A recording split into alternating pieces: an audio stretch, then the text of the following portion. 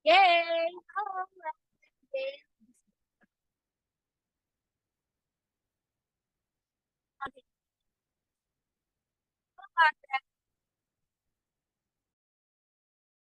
Halo, halo. Suara tadi putus-putus, sorry. Yeay! Iya, udah kan jelas banget, luar biasa. Aku super excited banget sama sesi yang satu ini ya. Walaupun udah malam, tapi tetap semangat gitu. Oke, nah mungkin yang belum kenal Kak Ardan dari The Iterative Collective nih, teman-teman. Tapi mungkin biar lebih kenal lebih lanjut gitu ya, aku langsung panggil aja Kak Ardan. Buat boleh nih Kak, kenalin lagi jadi kakak sama keseharian kakak kayak gitu. Silakan Kak Ardan. Apa aja tadi? Sorry. Ya kayak keseharian kakak gitu, kesibukan, lagi ngapain sih gitu. Oke, halo teman-teman, nama gue Ardan. Sekarang jadi Regional Publishing Manager buat Literatif Kolektif. Jadi Literatif Kolektif adalah sebuah publishing company dari Singapura. Mostly fokus ke Asia Tenggara, game-game dari Asia Tenggara gitu ya. Ya so far kesibukannya melihat pitch deck yang kadang random, kadang bagus, kadang ya begitulah gitu. Jadi banyak lihat ide-ide yang kadang tidak tervalidasi gitu. Jadi kayak banyak nemu ide-ide juga kocak gitu. Cuma ya in the end ya standar sih so far, uh, layaknya publisher kontak uh, media gaming media buat memarketingin game. Jadi teman-teman, bedanya developer sama publisher kan, kalau tadi Kian itu dia membuat gamenya gitu ya, kalau aku sebagai publishing itu fokusnya untuk menerbitkan, melakukan marketing, melakukan distribusi ke Epic Store, ke Steam dan lain-lain. Jadi bagian habis kalian mendevelop bisa pre, post atau production kayak gitulah basically. Nah, justru ini nih kesempatan yang bagus karena kadang udah banyak banget loh gitu ya liatin berbagai macam page-page gitu kan dan validasi-validasi gitu kan.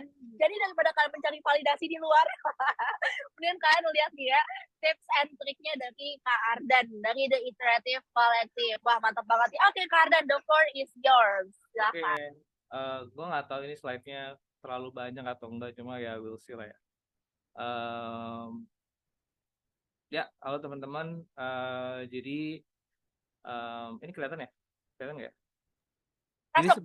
sebenarnya tadi slide-nya kan kalau di itunya how to validate your pitch gitu ya. Tapi sebelumnya, sebelum validate your pitch, aku juga ada mungkin beberapa, karena ini game jam gitu ya. Ini salah satu yang sempat aku share di Bogor Game Jam gitu ya, kurang lebih.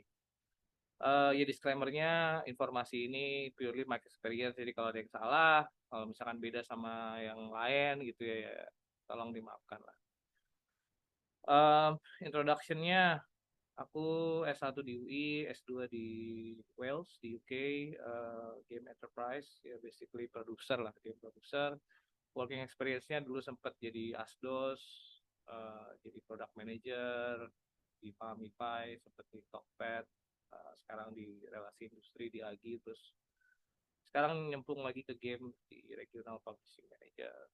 Itu ya ini beberapa tesis aku, terus dulu sempat ngontak sama, kalau teman-teman suka nonton, kerjasama sama youtuber gitu ya, anak tua sama Xbox gitu kan, terus nguji S2 game. Ini sempat di PAX East di Boston, di GDX, ya gitulah ya. Oke, congrats semuanya kalau kalian mau ngelakuin game jam ya, karena nggak semuanya bisa handle stress of doing game jam gitu ya. Jadi kalian mungkin nanti bakal merasakan gitu, gimana sih buat game, dan itu memang it's pretty stressful but it's gonna be fun ketika kalian melihat hasil jadinya dan kalian would be proud of that gitu ya, kurang lebih. Ya mungkin kayak nanti kalau kalian di akhir-akhir, wah nih game belum beres gimana nih, masih banyak bugsnya, nah biar gak kayak gitu. Honestly di game ini tadi seperti bilang sama Gian gitu ya, kayak game-game tuh nggak akan beres, nggak akan tiba-tiba habis game-game lu publish gitu ya. Jadi kayak fokus on experience, fokus on the core feature gitu ya.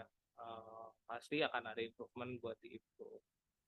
Nah, intinya kalau gue belajar dulu waktu gue di S2 gitu ya, gameplay dari sebuah game itu ada 3, objektif, challenge, sama reward. Apapun gamenya.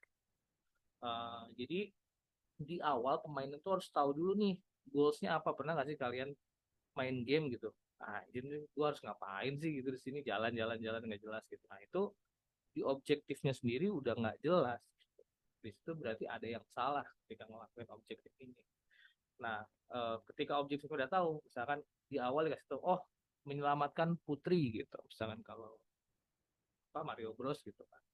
Nah itu challenge-nya apa nih? Apakah cuma jalan lurus doang? Apakah kayak nggak ada challenge, nggak ada loncat-loncatnya, atau nggak ada obstacle-nya? Berarti kalau intinya ini kalian ketika ngelakuin playtesting itu kalian tahu nih isunya di mana. Apakah orang nggak ngerti harus ngapain, atau terlalu mudah di mana nggak ada challenge-nya, atau challenge-nya ternyata nggak ada reward nih. Bosnya susah, tapi abis bosnya beres, gue nggak dapet apa-apa gitu.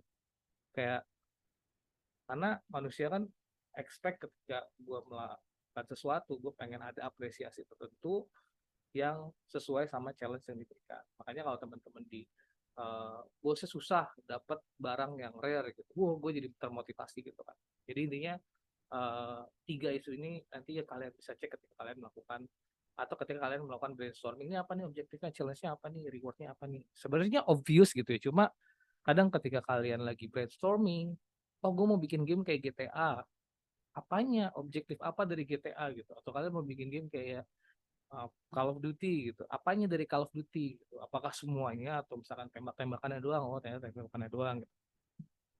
Clear, atau musuhnya doang. Jadi ini framework yang dipakai bahkan sampai triple A pun dipakainya OCR.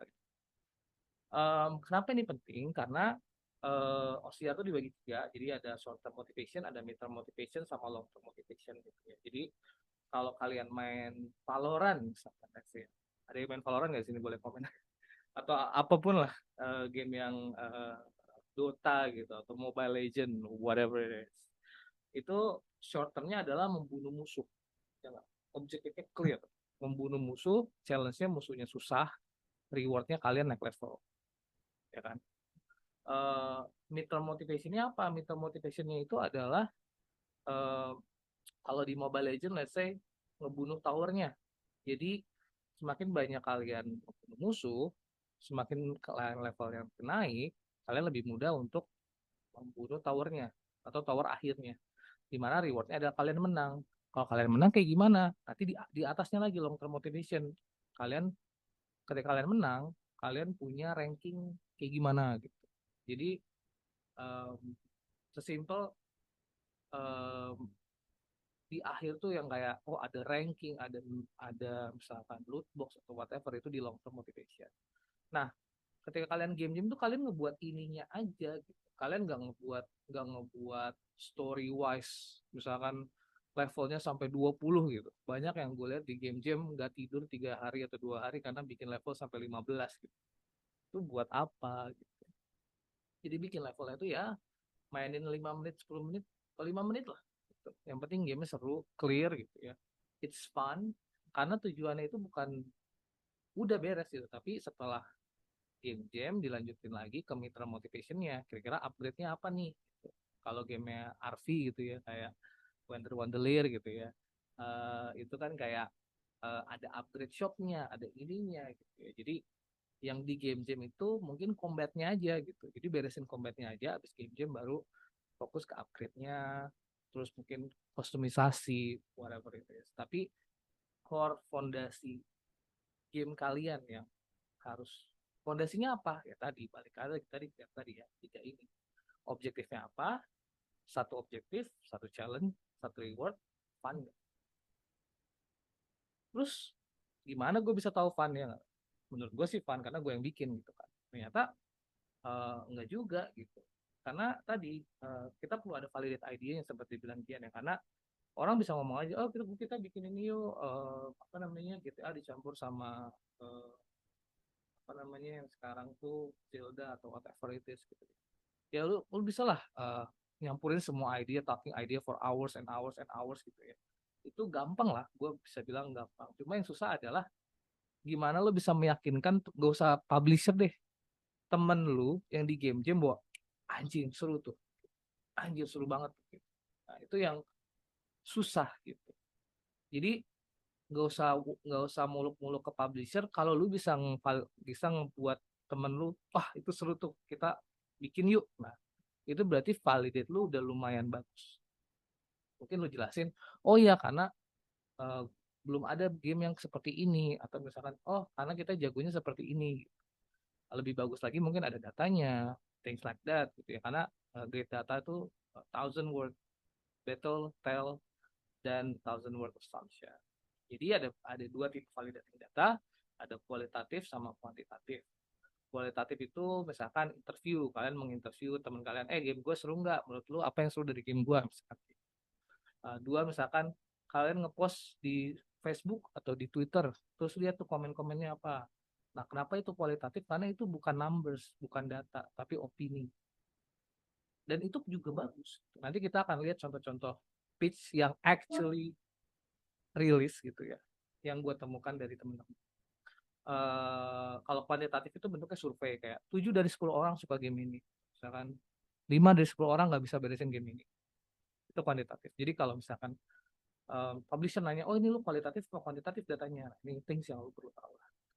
Tujuannya buat apa? Kualitatif itu buat hipotesis gitu ya. Hipotesis di sini simpelnya adalah lu bilang, oh game gua karakternya uh, wibu banget nih gitu misalkan. Nah itu kan opini lu, ya kan? Opening orang itu gimana? Oh ternyata enggak nih, kurang wibu nih. Pas lu interview orang, oh enggak nih, kurang kurang wibu, yang enggak terlalu wibu yang gue suka misalkan. Itu kan uh, bagus, cuma harus dicampur sama kuantitatif data. Tapi beda lagi, gue banyak melihat orang banyak kuantitatif, contohnya kayak langsung bilang, oh 10 orang nge-like post ini, tapi nggak ada konteksnya gitu, kayak cuma numbers aja gitu, ada 100 orang nge-view Steam page gue, dia suka nggak sama game lu gitu. Itu kuantitatif gitu. Kalau kuantitatif doang tanpa kualitatif gitu. Jadi kayak kualitatif tuh buat bikin konteksnya dari misalkan 100 orang download game lu, terus lo bilang oh berarti game gue bagus, ya itu kan belum tentu kan, bisa aja 100 orang yang download game kalian yang suka cuma 2 orang, karena komennya semua jelek tuh di Steam ini, wah ini game busuk nih, game bla bla bla. Jadi making sure what type of data atau validating idea-nya juga apa ya, penting buat kalian. Contoh kualitatif data dari kayak gini, kualitatif data contohnya, wow aku suka nih demonya misalkan Coffee Talk, terus misalkan ada KOL atau ada influencer yang bilang, oh ini keren banget nih. Nah ini adalah data kualitatif yang kalian bisa screenshot aja gitu. Dibanding kalian cerita bertahun-tahun gitu, oh game gue keren banget, kalian kasih screenshot ini aja, satu page di dalam pitch deck kalian. Wah berarti udah oke. Karena kalian bikin game itu bukan buat kalian, bikin game itu buat yang main. Kalau yang main bilang oke, ya kita perlu percaya sebagai publisher.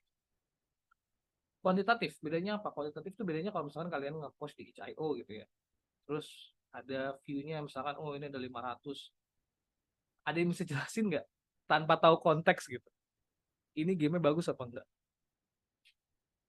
Kalau bisa di komen. Atau misalkan ini ada wishlist 1000 gitu, yang nge-delete 53, ini masih ada mending nih, masih ada konteks, oh ada yang delete, ada yang action gitu ya. Yang ini download bisa, coba kalian cuma punya data ini doang, kalian bisa tahu nggak ini game bagus apa enggak? Kalian bayangin kalau kalian liatin oh downloadnya 1.500 gitu, terus habis itu di pinggirnya ada komen-komennya, oh game bagus banget ininya ini, wah berarti kita sebagai publisher percaya nih game bakal sukses gitu. Moralnya seperti itu. Harus ada pembanding datanya, ataupun yang tadi ngasih konteks 1000 download tuh apa sih gitu. Nah proses dari validating idea itu eh, kalian harus nanyain gitu, ini mau apa yang mau divalidate, mekaniknya, artnya, karakternya, buildingnya gitu ya.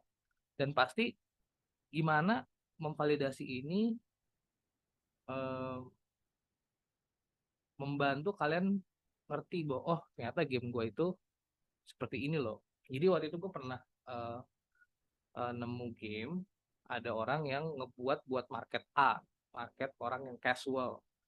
Ternyata pas dites orang yang mainin gamenya tuh bukan orang game casual, malah orang yang hardcore, orang yang pengennya challenge. Nah di situ berarti kan understanding bahwa oh ternyata gue bikin game bukan buat orang casual nih, tapi buat orang yang lebih hardcore. Berarti challenge-nya harus gue tambahin. Apa yang orang suka, apa yang hardcore suka dibanding casual gitu. Jadi di situ kalian akan menemukan market kalian sendiri. Jadi bullshit kalau ada yang orang bilang pertama kali lu bikin target marketnya langsung tahu, itu pasti bullshit lah. Pasti pasti harus ada tadi validating idenya bener nggak gitu. Siapa tahu ternyata eh, orang misalkan kalian bikin game buat mama gitu, tapi yang main malah anak-anak gitu, atau kebalik bikin game buat anak-anak tapi ternyata yang doyan game kalian adalah mama. Tahu dari mana nih? Tahu dari Google Dashboardnya tuh umurnya bukan 15 tahun ke bawah tapi 50 tahun ke atas misalkan kayak gitu kan. Berarti kan kalian understand understand bahwa kalian salah dan kalian tahu kalian fokus ke situ. Jadi dan what are you trying to accomplish? Setelah tadi apanya, terus target scope-nya apa nih? Tadi ini penting banget ya. Jadi banyak yang uh, ini ini sorry ya kalau kayak kuliah. Cuma gue menyampaikan se breakdown mungkin biar kalian mengerti at least. Uh, jadi target scope ini ya tadi banyak dari pitch yang gue temukan adalah oh target market gue itu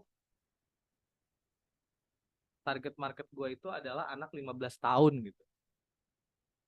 Anak 15 tahun tuh zaman gue dulu ada yang suka Barbie, ada yang suka nonton Smackdown, ada yang suka tawuran, ada yang suka pacaran.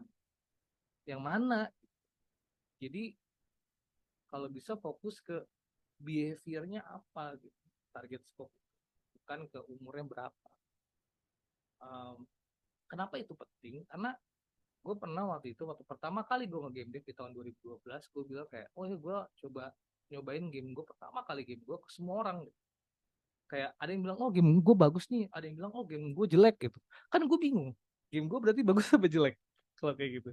Jadi karena gue nggak punya target scopingnya gitu kan, karena game kalian pasti akan dihina di salah satu market gitu. Jadi misalkan kalau Mobile Legends aku MOBA aku analog gitu. Padahal orang yang suka main Mobile Legends lihat Dota aku MOBA MOBA pakai mouse gitu. Something like that. Jadi kalian harus tahu clear target scope-nya gimana. Metodenya apa gitu tadi, apa kualitatif, apa kuantitatif. Kalian mau lihat hard datanya 7 dari 10 people like your games, atau 20% nggak ngerti tutorialnya, atau lebih ke arah konteks ininya. Example ya. Uh, Kalau kalian mau nyari apakah premis game gua interesting. Yang pertama itu prepare screenshot kalian, give short video, whatever it is, untuk nge-highlight game kalian. Terus post ke sosmed dengan caption yang mendescribe screenshot tersebut. Uh, Message-nya clear, misalkan, wow, game dengan game dengan mekanik yang belum ada, I don't know, something lah, yang mendeskripsikan highlight dari game kalian itu. Terus di akhir jangan lupa dikasih call to action, download our game, atau kalau misalkan gamenya udah ada ya, atau retweet if you feel it interesting, atau misalkan do you like it better A or B. Jadi tetap paling terakhir tuh harus ada call to action ya buat tahu datanya seperti apa. Kalian bisa lihat impressionnya, retweet, like something buat kuantitatif data yang tadi bilang, reply, cek reply-nya buat kualitatif data. Jadi yang retweet 50 orang nih gitu. Ternyata yang nge-quote juga 50 orang misalkan. Tapi pas dilihat quotes-nya, gamenya busuk, ini game paling busuk sepanjang masa gitu. Jadi kan itu ngasih konteks bahwa ternyata orang tuh ngehujat game kalian dengan walaupun impressionnya tinggi. Tapi itu something bukan hal yang buruk juga gitu. Kadang ada orang yang memang nyari game yang jelek. Either kalian nyari game yang bagus atau kalian yang nyari game yang jelek gitu. Kayak it depends on what's your target market gitu. Ya intinya the bigger the impression means that your premise are attacking people, tapi lihat juga konteksnya. Em, Misalkan kalian mau nyari apakah game gue susah gitu. Nah, ini sebenarnya obviously kalian ngelakuin playtesting. Playtesting itu ada dua, ada offline ada online. Kalau offline playtesting itu ya standar ya, kalian bikin boot. Di boot itu maksudnya kalian buka laptop gitu. Buka laptop, terus suruh orang main dong gitu. Nah, di sini yang banyak salah biasanya yang gue lihat adalah lu nggak lihat ekspresinya pas main atau nggak direkam. Itu cuma lu main terus di akhir, oh game gue seru nggak? Oh ya seru. Nah di situ lu nggak dapet apa-apa gitu. Kayak kalau lu liatin orang muka orangnya pas di level 1 dia mengkerut gitu, oh, berarti tutorial susah nih. Tanpa dia harus ngomong karena terutama ketika lu mainin teman lu yang main, mereka nggak akan bilang game lu jelek. Pasti sejelek apapun game lu pasti mereka akan bilang game lu bagus. Eh, Iya, pokoknya intinya kalau bisa direkam, dilihat. Kalau online gimana Kak? Mungkin pakai Discord, mungkin kamera on, terus lu ya izin dulu, boleh nggak direkam gitu kan. Nanti ya dilihat, oh ternyata orang susah nih di sininya, oh ternyata orang suka nih di bagian sininya gitu. Nah itu walaupun datanya nggak konkret gitu, nggak kuantitatif, tapi data kualitatifnya itu udah dapat dan itu udah cukup untuk di awal. Ada yang bingung nggak? Minggu depan nggak kuliah ya? Ini bukan kuliah. Em, Terus kalau misalkan lu mau nyari my art itu hal art style kalian tuh interesting apa enggak sih? Jadi nggak usah dalam bentuk video gitu, nggak usah dalam bentuk video. Intinya adalah kalian post aja karakter konsepnya, dilihat nih, oh what do you guys think of it gitu. Jadi tetap, oh nggak ngerti bahasa Inggris sorry ya. Eh, Iya jadi eh yang nggak ntar gue coba pakai bahasa Indonesia ya.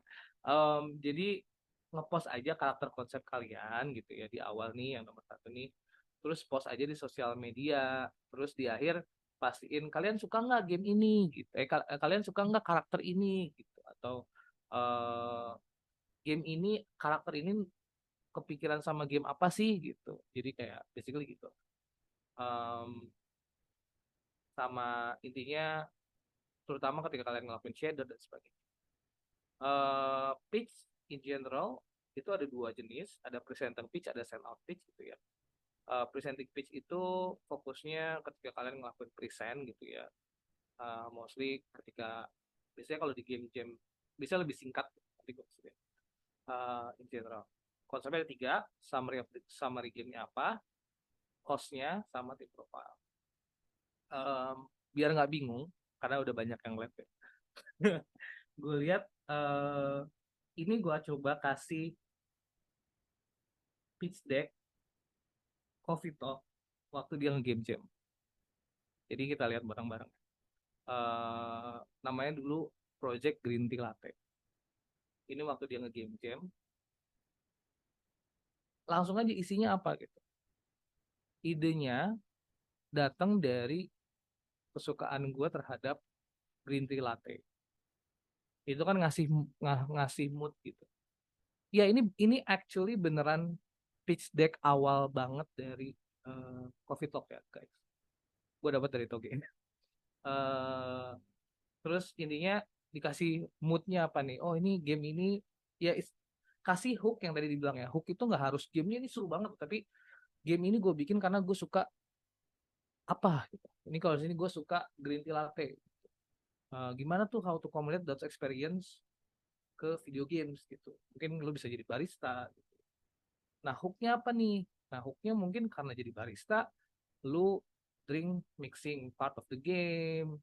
Uh, Terus itu unik banget karena baristanya serving Scientific Fantasy World gitu, bukan orang biasa tapi fantasi gitu. Nah ini is okay, ini yang kalian harus ini yang harus kalian taruh di mau nanti ceritanya berapa chapter, pokoknya experience awalnya dulu aja gitu. Kalau di PC. Gameplaynya simple, serve drink, customer experience, decorating cafe, clear gitu.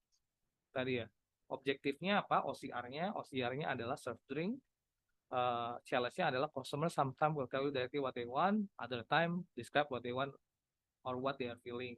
and you need to, ini adalah challenge-nya. Terus multiple dialog option when you interact with them, reward-nya adalah ini. Jadi tadi ini objektif, ini challenge, ini reward-nya. Itu gameplay lo. Itu kayak. Terus why-nya kenapa nih? Kenapa dia bikin game ini? Nah ini kalian it's okay ketika kalian mau pakein game luar gitu, game yang lain untuk kasih tahu game gue tuh kayak gini loh. Artinya kalau dilihat ini kayak wah mata skornya tinggi, berarti memang eh, orang banyak yang suka game kayak gini. Jadi ini kayak ngasih validation bahwa oh ini ada data kuantitatif yang tadi ya skor ranknya itu bahwa ini tuh gamenya oke nih gitu. Tapi dia belum ngasih tahu, belum ngasih validasi, ini just idea aja. Reference-nya adalah ini, dia bilang visual reference-nya kayak gini. Ini dulu, ini actually yang di pitch dulu awal sama pembuatnya Coffee Talk. Pokoknya gue mau bikin kayak gini deh, vibes-nya kayak gini. Jadi di awal tuh bener-bener vibes-nya kayak gini, uh, modelannya kayak gini. Mungkin dari art orang gitu. It's okay. Yang penting ini mengekspresikan, oh game gue pengennya nanti kayak gini loh. Ini pas udah jadi. Oh lanjutannya kita mau kayak gini, gini, gini, gini, gini. Nah beberapa lama di develop, di validate. Nah jadilah actually ini pitch deck Coffee Talk ke publisher. Uh, Dimana di awal langsung ini udah jelas nih. Jadi setelah dia ini di awal kelihatan nggak? Ini kayak masih berantakan, masih cuma oh ide gamenya gini gini gini gini gini. Nah ketika kalian ngelakuin testing, ngelakuin idea validation, kalian baru kayak kelihatan di sini. Jadi intinya kok kalian nggak akan bikin sepolish ini gitu di game jam. Tapi tadi Coffee Talk yang sebagus itu aja dulu awalnya kayak gini. Cuma berapa slide? 1, 2, 3, 4, 5, 7, 8, 9 slide lah. Yang ini yang udah lebih bagus lagi di testing ini idenya seperti apa, yang orang sukanya seperti apa sih. Oh ternyata orang sukanya lebih ke story-nya dibanding jadi baristanya. Terus ini rilisnya, core experience-nya tadi ya di sini tell story. Nah, pitch deck yang bagus itu diawali dengan langsung trailer atau teaser. Jadi di awal tuh kalian harus ngehook experience-nya dari teasernya dulu aja. Kalian jangan kayak oh ngomong baru teaser di akhir itu udah. Jadi dulu Coffee Talk itu simulator, ya barista simulator in some sense. Tapi karena ketika di testing bakal lebih banyak ke story-nya, akhirnya fokusnya lebih ke story. Kurang lebih seperti itu. Jadi di awal harus di teaser trailer dulu, baru makanya tadi yang dibuat di game jam tuh bukan story-nya, tapi baristanya gitu. Barista simulation yang jadi game jam. Baru dilanjutin ada story-nya, ada ini dan sebagainya setelah game jam. Baru narrative experience, branching story. Apakah ini dibuat di game jam? Enggak. Dibuat di game jamnya adalah barista ini bikin kopinya aja, sesimpel itu. Kayak orang order apa, bikin kopi, kasih kopi, udah segitu doang. Gitu. Termasuk latte art nih. Bikin latte art set. Bagian sininya after game jam. Tapi fondasi membuat kopinya tuh udah divalidate dulu gitu dari awal, more or less. Mau ada chill hip hopnya dan something. Lalu tadi yang gue bilang ini, data kualitatif itu adalah bisa bisa dari artikel bahwa oh chill out. Ini basically ngasih tahu di luar sana tuh game wholesome. Ini maksud gue zaman zaman Coffee Talk pitch ke publishernya gitu ya maksudnya di 2018 2017 gitu. Di zaman segitu tuh di zaman 2018 tuh um, cozy games tuh lagi oke banget nih dengan ada artikel ini, ada artikel ini, ada artikel ini. Nah, ini artikel yang bilang bukan gua. Jadi nggak bias gitu, basically. Kalau mau misalkan kalian mau nge-push further di kualitatif, contohnya kayak gitu. Terus orang-orang juga bilang kok gamenya seru banget gitu. Orang-orang yang bilang bukan gua. Jadi kalau kalian bilang oh game gua seru banget, belum tentu game lu seru gitu. Cuma kalau orang udah bilang gamenya seru, berarti itu lebih percaya gitu. Jadi jarang misalkan ada yang bilang programmer gue bilang ini seru, kayak it need to be someone else. Comparisonnya tadi sama ya kayak gini, sales projectionnya gitu ya, misalkan sales projection kalau kalian udah punya, ngelihat dari mana sales projectionnya, mungkin ya tadi dari datanya si Valhalla estimated salesnya, apakah ini benar apa enggak, I don't know, tapi at least kalian tahu. Tadi ya statistiknya, ini game kalian status sekarang gimana sih, nah ini ngasih tahu bahwa oh uh, wishlistnya segini loh, ininya segini loh, jadi kayak um, ngasih tahu kualitatif datanya. Nah, hati-hati juga ngasih tahu ketika game kalian datanya jelek. Jadi kalau di PISD kalau jelek nggak usah dikasih tahu. Jadi dikasih tahu kalau emang bagus, kalau jelek nggak usah dikasih tahu. Karena nanti jatuhnya ngejelekin game kalian. Padahal mungkin karena emang tuh kalian lakuin aja. Nah, what internet said about Coffee Talk, nah ini yang tadi gue bilang. Ini kualitatif tadi. Apakah ini ada data persen-persennya, nggak ada. Cuma kata orang tuh kayak gini nih. Apalagi kata kata kata media yang gede tuh seperti ini. Orang jadi percaya banget gitu. eh Tim mobil semua whatever. Nah, ini contoh lainnya ya, contoh pitch deck lainnya.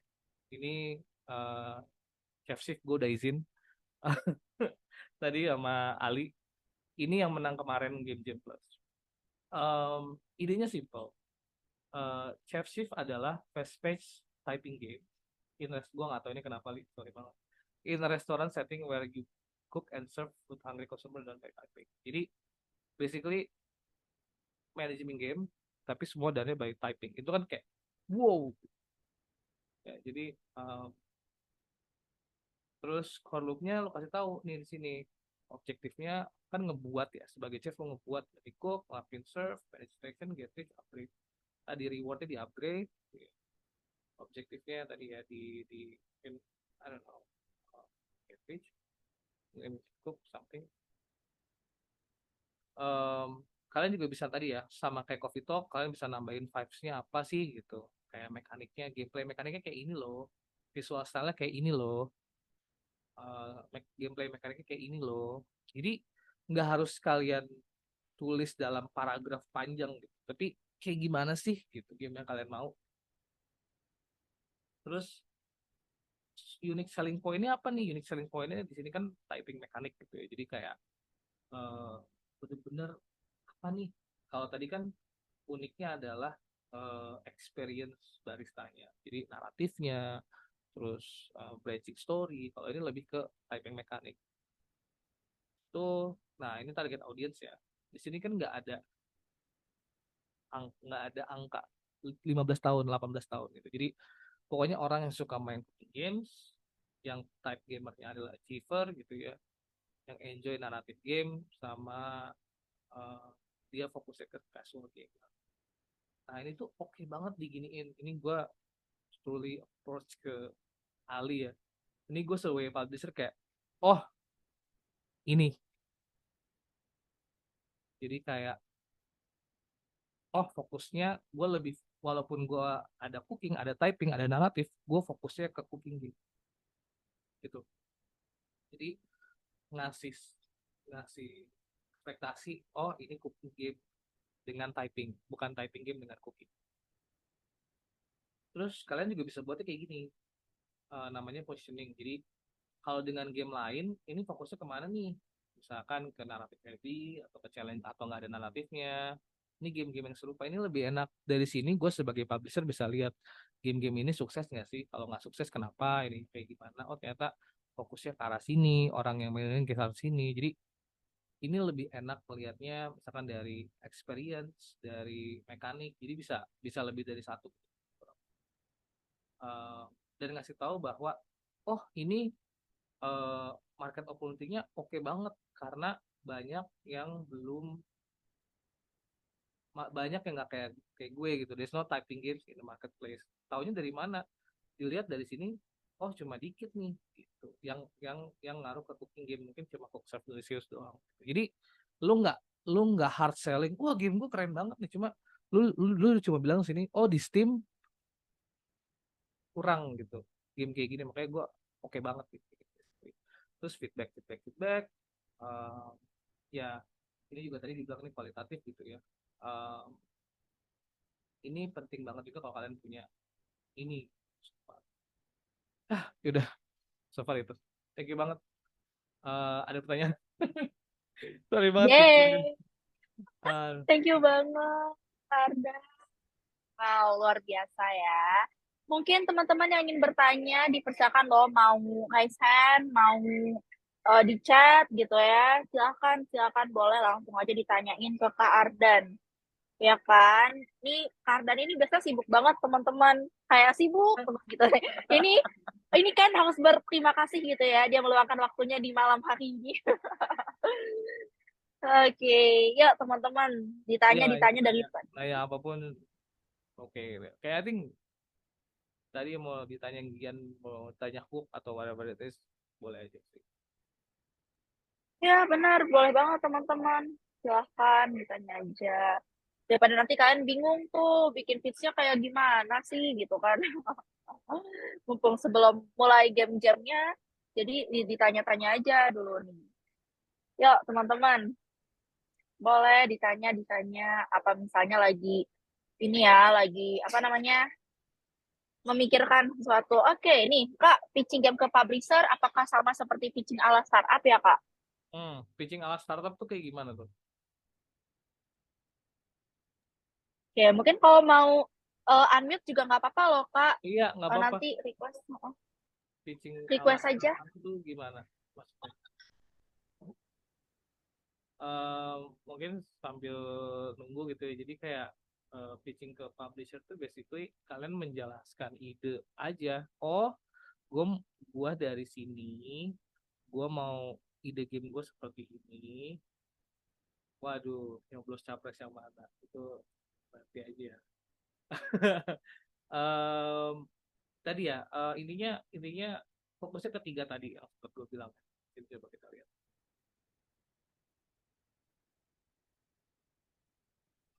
Fokusnya sebenarnya cuma tiga ini nih.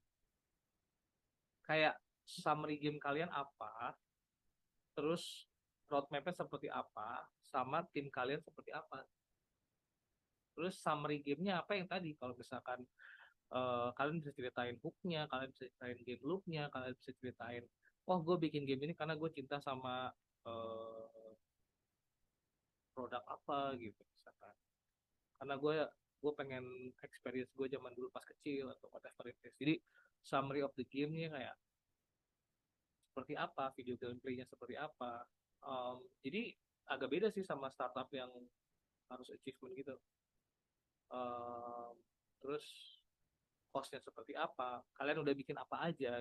Jadi lebih ke arah tiga ini dijawab, ya udah gitu. Jadi kayak cuma ngejelasin, misal, jadi sesimpelnya nggak sesusah, gue nggak bilang susah ya, maksudnya nggak sekompleks bikin startup yang oh ini acquisitionnya seperti ini, whatever it is, tahun growth tahun ke tahun kayak gini. Intinya kita pengen tahu tiga ini aja. Jadi kayak game kalian tentang apa sih, kayak lo bayangin lo lagi bikin game terus temen tanya lo bikin game apa sih, lo bisa jawab nggak, udah sesimpel itu aja. Kalau emang menurut gue menarik, ya mungkin baru dilanjutkan. Pasti kan misalkan lo minta funding atau ternyata lo nggak minta funding, lo cuma minta marketing support, whatever it is. Jadi lebih mirip, cuma nggak sekompleks startup itu sih jawabannya. Lanjut ya. Apakah menurut Kak Ardan game 3D itu sangat menarik di mata publisher? Tergantung. Karena yang gue lihat itu game loopnya biasanya. Jadi game 3D itu gampang. Kayak aja Gian ya.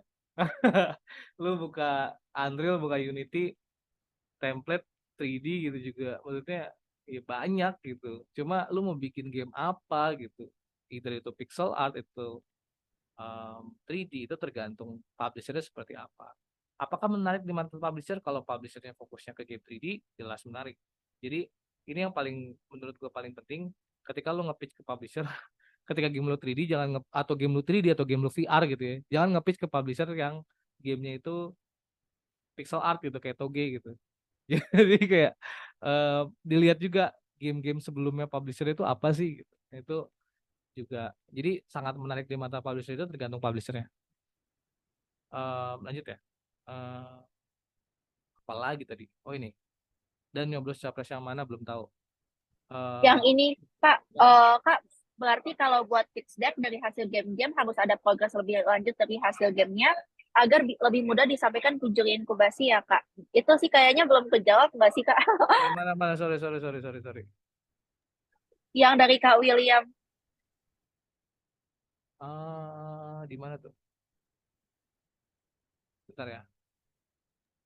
Oh iya, ini yang di sini. Oh, Kak, berarti buat pitch deck dari hasil gamenya harus ada progres belajar lah hasil udah disampaikan ke juri. Iya, intinya lebih ke arah eh, dari hasil game-game lu mau dilanjutinnya kayak gimana sih gitu. Simpelnya kayak gitu. Kayak misalkan, oh kalau ini dilanjutin gue mau nambahin levelnya atau gue mau nambahin karakternya atau gue mau nambahin ceritanya. Jadi em, kita oh ini berarti memang kayak tadi misalkan yang chef shift gitu. Chef shift itu dibilang oh nanti ke depannya kita mau nambahin cerita, mau nambahin story-nya, mau nambahin challenge misalkan kostumernya beda-beda gitu. Itu disampaikan gitu. Jadi ketika diinkubasi dikasih mentor gitu, dikasih lihat oh ternyata challenge-nya kayak nggak gitu, cuma kayak gini gitu. Jadi uh, ya mungkin uh, nanti Ali bisa cerita banyak kali ya. Tadi udah kali ya. Tapi ini kayak gitu sih. Jadi biasanya kita pengen tahu untuk pitch deck ini fokusnya ke arah game lu seperti apa. Setelah game itu lu mau ngapain. Dua itu sih. Itu sih. Pi. Oke, thank you Kak Arda. Nah, next juga nih ada dari Amos Taruna. Kalau Steam ada Steam Spy dan Gamalytic untuk game mobile, terutama Play Store. Adakah rekomendasi website yang menyediakan data analytics dari game-game di market nih, Kak? Market di mana tuh?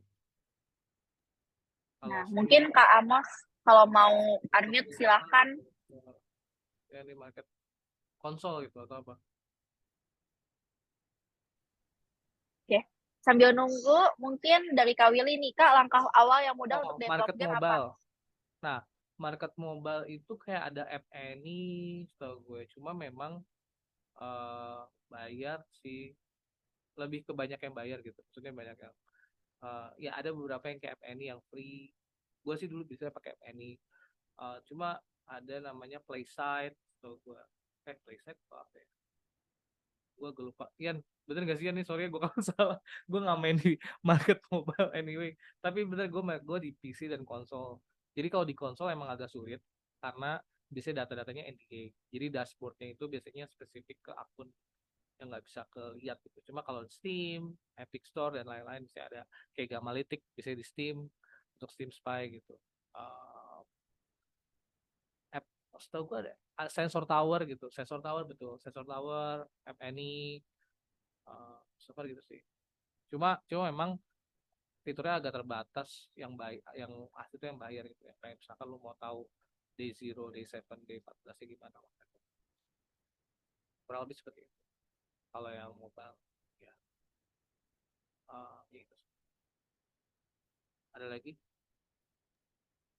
Kak, langkah awal yang mudah untuk develop game apa? Sama mungkin sekalian sama Kaniko ya, lagi bimbang nih mau memutuskan develop game untuk platform mobile yang premium atau Steam nih yang premium. Boleh kasih gambaran state of publishing untuk keduanya nggak, Kak? Oke. Willy dulu ya. Langkah awal apa yang mudah untuk mendevelop apa sih? Langkah awal yang mudah untuk mendevelop game apa? Wah itu kayaknya harus dijawab sama Gian ya. Karena kan developer gamenya Gian gitu. Cuma menurut gua idenya tervalidasi dulu sih. Jadi sebelum lu ngoding, sebelum lu whatever it is, lu coret-coret misalkan, oh gue mau bikin game kayak gini. Terus lu bilang ke temen lu, gue mau bikin game kayak gini, menurut lu seru nggak?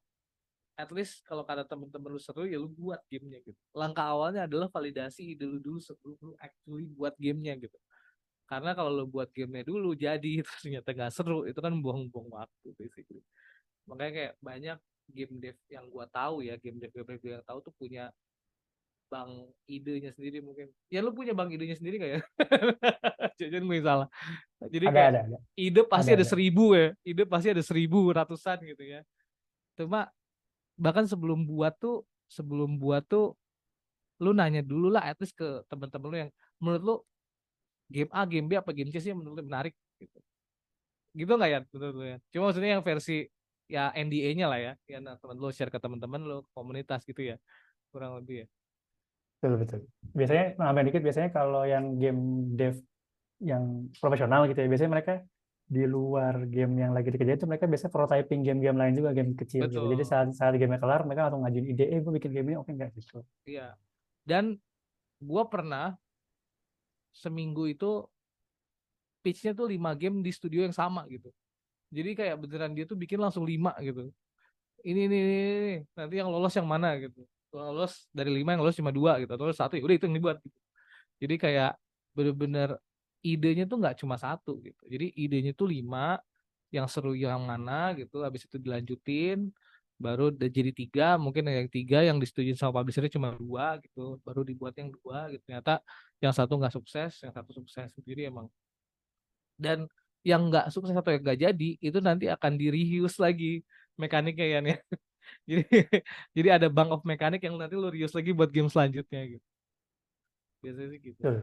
Nah, yes, benar. Berarti konsep lu yang kamu matengin. Bisa matengin atau kayak ada beberapa konsep gitu. Jangan handling on satu konsep doang terus gagal gitu. Ide tuh gampang sih maksud gua kayak lu bikin ini.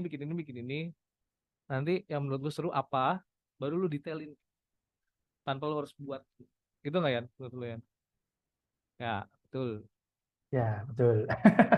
Ya pokoknya intinya kan kalau prototyping kan namanya prototyping ya, campur-campur ide aja, misalnya kayak Mastery tapi Battle Royale misalnya gitu ya. Ya udah Iya. campur-campur aja, kan masalah bagus Dan enggaknya harus nggak kasihin harus ke di orang lain coding kan. kan Yan ya. Maksudnya lu bikin Ya betul. lu bikin di kertas aja gitu kayak oke gini nanti lu gini gitu. Betul, itu sangat betul. Seru nggak? Gitu. Oh ternyata 10 orang yang lebih serunya.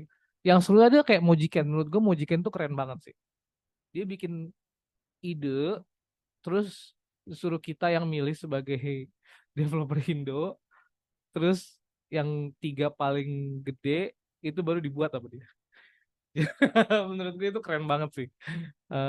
Bener-bener ya tadi yang dibilang kayak tadi karena kalau dibilang kayak Gian nih misalkan dia buat Knight versus Giant gitu. Apakah selama Knight versus Giant dia bikin itu doang ya enggak gitu. Bikin prototipe pasti banyak gua tahu gitu.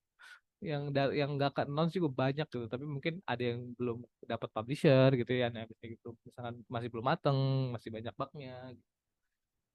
Makanya game-game ini penting untuk juga mungkin teman-teman yang developer juga buat ideation gitu. Terus tadi Niko ya memutuskan untuk develop game platform mobile sama Steam. Boleh kasih gambar? Nih Yan, lu yang mobile gue nggak terlalu tahu ya.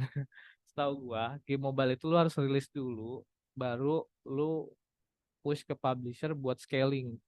Jadi di awal tuh lu udah rilis, terus lu bilang, oh user gue cuma ada 1.000 gitu, user gue cuma ada 10.000. Nah, gue butuh dana segini biar user gue 1 juta gitu. Jadi gamenya udah jadi kalau udah dirilis gitu. Jadi dirilis dulu baru lu pitch ke publisher gitu. Sedangkan Steam itu mungkin gamenya belum jadi. Jadi risknya mungkin lebih gede uh, sebagai publisher gitu. Dimana di mobile tuh lu lihat dulu nih scalingnya gimana nih. Kita bisa bantu apa nih. Makanya kan banyak game mobile yang iklannya ngasal gitu ya. Itu mungkin salah satunya buat mainin data juga. Kayak ada iklan iklan seperti ini gamenya jadinya begini gitu jadi kayak ya so far gitu sih. Banyak agak wild west sih menurut gue di platform mobile. Makanya gue dari TIC masih belum berani untuk ke mobile jadi fokusnya masih di Steam gitu ya. Kalau Gian dari developer gimana ya, lo kan sempat mobile juga tuh.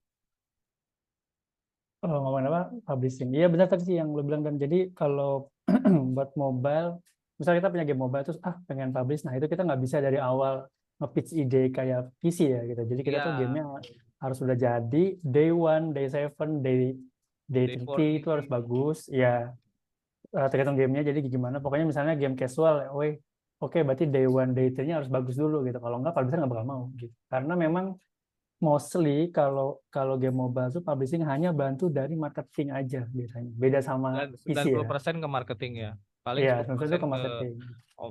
optimization gitu-gitu lah ya. Betul. Jadi makanya mereka tuh maunya gamenya udah perform ya udah. Cuma mereka akan fokus ke nambah income-nya gitu. Iya, pokoknya ngiklanin lah gitu ya. Ngiklanin gitu Betul. basically. Betul. Sedangkan kalau yang dari premium tuh benar-benar dari ide ke porting ke something gitu.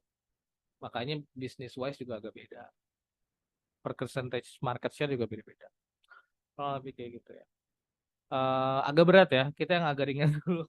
Tips dan hal apa yang dilakukan untuk bikin video pitch apa aja Kak? Yang pertama harus clickbait menurut gua. Kayak gua pernah ada video pitch 30 menit. Gua 2 menit udah nggak lihat gitu. Maksud gua kayak ya assalamualaikum warahmatullahi wabarakatuh. Nama saya ini saya dari kelompok. Gue udah nggak lihat gitu. Gue udah males gitu kan. Maksud gue kayak gue pengen ini game tentang apa gitu. Harus clickbait dulu gitu di awal tuh clickbait. Game paling sukses sepanjang masa gitu. Gitu kan clickbait ya. Gue oh anjir apa nih gitu kan. Jadi kayak bikin se-clickbait mungkin di awal untuk ngehook yang nonton gitu. Baru ya nggak usah panjang-panjang gitu. Pitch itu bukan lu ngejelasin idenya tapi gaining interest ini game seru gitu. Baru lu jelasin pakai pitch deck lu. Jadi yang nggak seru-seru ditaruh di akhir aja gitu. Misalkan kayak roadmap whatever it is itu terakhir. Seru-seru yang awal-awal juga. Kurang lebih gitu. Nah, Oke. Nah, ini karena waktunya juga udah semakin menipis, mungkin boleh dibaca-baca dulu terus dirangkum aja nih Kak Ardan jawabannya. Ian, satu Ian, lu pilih Ian. Ada nggak Ian? Barengan kita jawabnya Ian. Yang mana? Yang mana ya? Yang rata-rata yang bagus-bagus udah jawabin juga sih. Oh parah, berarti yang lain jelek dong. Bukan maksudnya yang Nah, kamu esensial gitu. jadi berarti Itu tuh yang pertanyaannya Iza bagus tuh Iza kayaknya. lah ya, Iza lah ya. Ya Iza, Iza. Yang Halo Kak, saya mau nanya untuk bagian publishing game.